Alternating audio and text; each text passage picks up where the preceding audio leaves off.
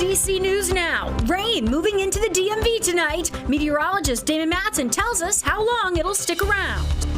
And Congress looking to reinstate a cash bail system in the district, why some local leaders call the policy dangerous and unfair. This three-story construction on a single-family home here in Fairfax County is causing an uproar in the neighborhood. How a county supervisor is now getting involved. And a pit bull ban lifted in Prince George's County. Taking the emphasis off what a dog looks like and putting it on things that actually increase our safety benefits all of us. What it means for shelters and dog owners. Plus, millions of fentanyl pills seized in the 6th largest drug bust in U.S. history. We're taking you behind the scenes, the shocking way it was discovered. You're watching the station covering all of the DMV. This is DC News Now. Thanks for joining us for DC News Now at 4 on your Tuesday. I'm Randy Bass. Mark and Annalisa have the night off. We jump right into your weather forecast this afternoon. We jump right over to meteorologist Damon Matson. He is tracking some rain for your Tuesday evening. Hey, Damon. Hey, Randy. It's been a while since we talked about some rainfall out there, and we have that wet weather finally knocking on our door here, and boy, do we need it. Now, don't get me wrong, this is still going to be the kind of soggy weather that's going to slow you down a little bit and have a slight impact if you are going to be out on the roadways anytime in the next few hours. But at least for the time being, things remain dry around the district, up I-270 as well into parts of north central Maryland. But the rain has already arrived across much of Virginia, especially south of the I-66 corridor from Stafford and Dale City all the way over through Culpeper and Luray. And those showers, they're building in across the mountains of western Maryland and West Virginia as well. And if we take a wider view of things, there is plenty of wet weather on the way across north central West Virginia. And all of this will be swinging right into the heart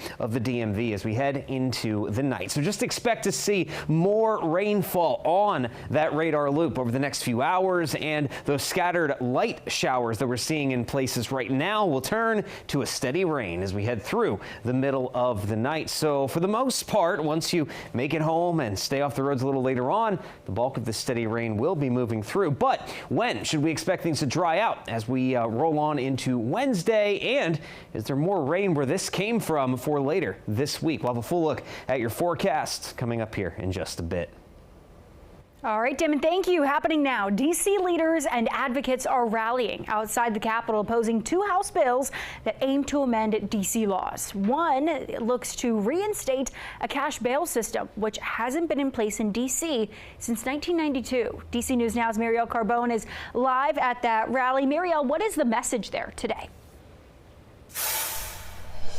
Yeah, Randy, the rally, it's just getting started, and the message here, it's really twofold. First off, they say this is an attack on home rule, but on the other side of this, they say it's bad policy. It won't make D.C. safer.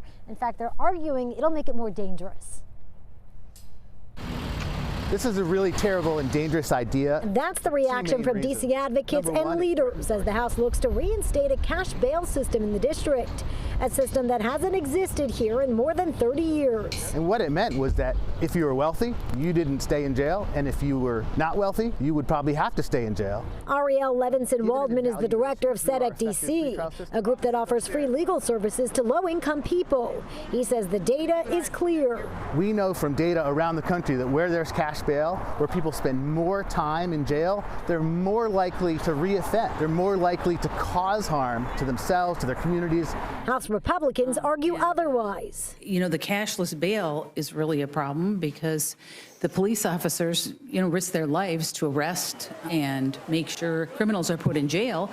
And then they're let right out, and they have to do it over and over and over again. And so it's dangerous. Under D.C.'s current cashless bail system, alleged offenders are assessed by the Pretrial Services Agency, which makes recommendations to the court on release conditions.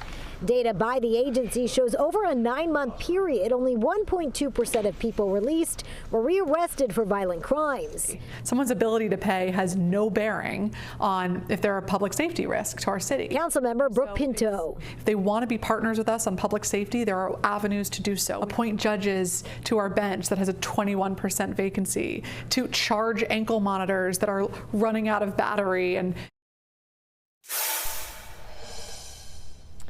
Now, more than 180 organizations and community leaders, including some of the people here behind us, are signed onto a letter urging Congress to vote no on this, as well as another bill.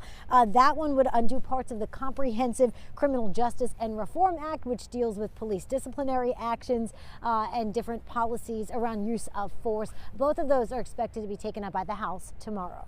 Reporting live from Capitol Hill, I'm Marielle Carbone, DC News Now. Marielle, thank you. Staying in D.C. this afternoon, a teenager is now facing a long list of charges in connection to last month's shooting during Howard University's homecoming celebrations. Prosecutors say 17-year-old Kevon Dudley faces 20 separate counts, including assault with intent to kill and several gun charges, one set for each of the 5 people who were shot. Dudley made his first court appearance over the weekend. His preliminary hearing is scheduled for December 18th. All 5 victims survived. One college student was left paralyzed. A Prince George's County high school was on lockdown this morning after a gun was found on campus. According to police, happened at Charles Herbert Flowers High School around 9:40 this morning. Details, though, are still limited. We do know a student is in custody and no injuries were reported. The lockdown was lifted just before noon today. DC News Now has reached out to the school district for a statement. We have not yet heard back. Take a look at this brand new video into our newsroom. Damage left behind after a car crashes into a restaurant in Prince George's County, Maryland. County Fire and EMS say it happened around 12:30 this afternoon when a car crashed into the Hip Hop Fish and Chicken restaurant on Annapolis Road in Lanham. One person was taken to the hospital with non-life-threatening injuries. 2 others taken for evaluation. No details yet on what led up to that crash. And on Capitol Hill today, the House voting to force the release of the Jeffrey Epstein files. It comes after President Donald Trump said Monday that they should be released. This comes with a switch in tone for the president and Republican leadership. Trump says he will sign if passed in the Senate. There was only one no vote from Republican Congressman Clay Higgins from Louisiana. Coming up at 4:30, DC News Now's Kristen Eskow is breaking down the details. Today, Prince George's County leaders voting to lift a local ban on owning pit bulls. It's a law that's been in place in the county for nearly 30 years. The new bill replaces an old law with what leaders say is a strict, safety-focused system that puts accountability on owners. There are an estimated 20 to 30,000 pit bulls living in the county. Officials say the old ban wasn't working and it was costly to enforce. The change will allow pit bulls to be adopted at county shelters. Through owners, though, they will need a special permit and must pay required fees. The policy also includes strict fines and penalties if a dog is involved in a violent incident. Advocates were excited about the ban being lifted, while others were not happy with the council's decision. It's the right thing to do, taking the emphasis off what a dog looks like and putting it on things that actually increase our safety. It benefits all of us. I was so upset that these people are acting like these dogs are not brutalizing, mauling, and killing people. County leaders say this is a more effective approach that prioritizes public safety. Happening tomorrow, D.C. leaders are hosting a community meeting on the RFK Stadium redevelopment project. The National Park Service and the Deputy Mayor for Planning and Economic Development say they want community feedback and input on the future of the site. There will be a presentation and community breakout sessions talking about different aspects of the project. It comes as crews make project in tearing down the old stadium. That meeting runs from 6:30 to 8:30 Wednesday at St. Coletta of Greater Washington on Independence Avenue Southeast. Making it easier to ride Metrobus. You can now tap, ride, and go. That's the message from WMATA today, launching credit and debit card tap technology to pay your fare on Metrobus. Metro making that announcement this morning downtown in Franklin Park with the help of some of DC's favorite mascots. It means you no longer need to reload your Smart Trip card for bus or rail trips. Your tappable card should now work. Metro rolled out that same tap, ride, go functionality at Metro rail stations earlier this spring. That mirrors payment tech found in other major transit systems around the country. And when it comes to fare evasion, WMATA General Manager Randy Clark says he hopes a simplified payment system will encourage more riders to pay their fare on Metrobus. Every fare we collect is a big deal. We are going to continue to work aggressively on fare payment because the fares are what provide service for this community. The more fare we can collect, the more service we can run. We know we want to run more bus service in this community to support more people getting access to great transportation, and that funding is really important to make that happen. Since that payment technology launched at Metro Rail stations this past spring, Clark says more than 6 million Metro Rail trips have been paid for with credit and debit cards. Meanwhile, Amtrak is reporting record ridership and revenue for fiscal year 2025, closing the year with 34.5 million trips, the most in its history. The rail service says demand is growing even as it's increasing network capacity by more than 4%. The company also noted improvements in on-time performance and customer service and said new routes and updated trains have helped their numbers. Amtrak reported $2.7 billion in adjusted ticket revenue and says they continue to invest in major projects nationwide.